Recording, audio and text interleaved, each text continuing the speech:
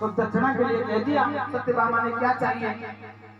कन्हैया के सारे पे नारद जी ने कह दिया कि माँ अगर आप दक्षिणा देना चाहती है ना तो मुझे वो दे दो जो आपकी सबसे प्रिय वस्तु है।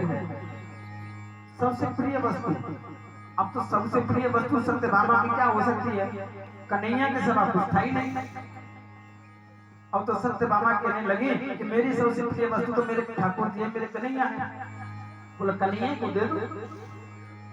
अब तो नारद जी इतने कहने पर सत्यभामा घबरा गई। नारद जी कहने लगे चलो कन्हैया अब क्यों देर कर रहे हैं, मैंने तो आपको दक्षिणा में ले लिया। सत्यभामा कहने लगे नारद जी रुको, कन्हैया के बराबर धन ले जाओ ना। बोले तोल लो इनको ताकरी के तराजू में। बोले ठीक है। कन्हैया ने सारा कर दिया, तोलवा लो भाई। तराजू मंगाया, एक पलड़े में कन्हैया बैठ गए, दूसरे में धन रख दिया। जितना द्वारका में धन था सब रख दिया, पर कन्हैया की पलड़ा उठाई नहीं। अब तो सत्यभामा को बहुत घमंड था ना अपने धन पर। सत्यभामा कहने लगी अब क्या करें? नारद जी कहने लगे भैया मुझे तो पूरी दक्षिणा दो, चाहे कैसे भी दो, कहीं से दो। तो जैसे ही सत्यभामा ने अपना मंगलसूत्र उतारने लगी तो ठाकुर जी ने रोक दिया। बोले रुक जाओ। रुक्मणी को इशारा कर दिया कि रुक्मणी तुलसी के दल ला करके रख दो ना दो प्रेम से। तो रुक्मणी ने प्रेम से दो तुलसी के दल ला करके पलड़े में रख दिए, पलड़ा दोनों का बराबर।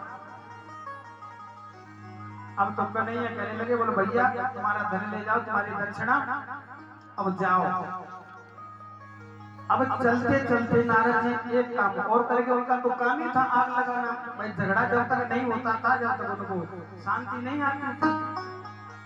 तो चलते चलते सत्यभामा से कह गए, बोले माँ, बोली नारद जी, बोले देख लो आपके साथ पक्षपात हुआ है।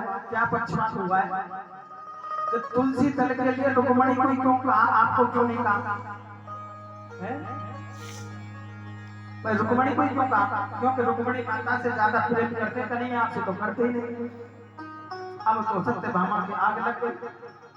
और इतना ही नहीं, वो तो कल्पवृक्ष के फूलों से पूजा भी करती हैं। उनके लिए तो कन्हैया कल्पवृक्ष के फूल भी मंगाते हैं। आपके लिए आते हैं क्या?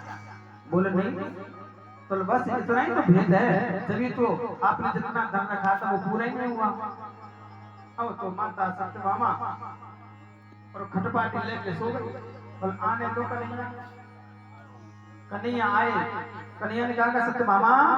सत्यभामा ने कह दिया मुझसे बात करने की जरूरत नहीं है, वहीं जाओ रुक्मणी के पास, क्योंकि उसी से ज्यादा प्रेम करते ना आप। अब तो कन्हैया बोले